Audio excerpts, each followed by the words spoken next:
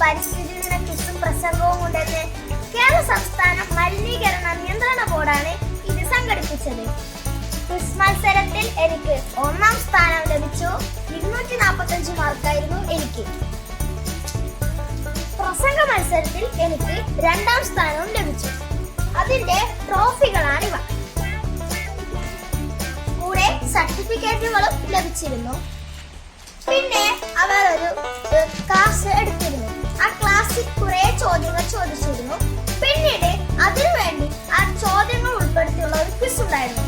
First ഉത്തരം പറയുന്ന ആൾക്ക് ബുക്കാണ് സമ്മാനം. അതിൽ ഞാൻ ഫസ്റ്റ് 2 ഉത്തരങ്ങൾ പറഞ്ഞു. അതിന് ലഭിച്ച ബുക്കുകളാണ് ഇവ.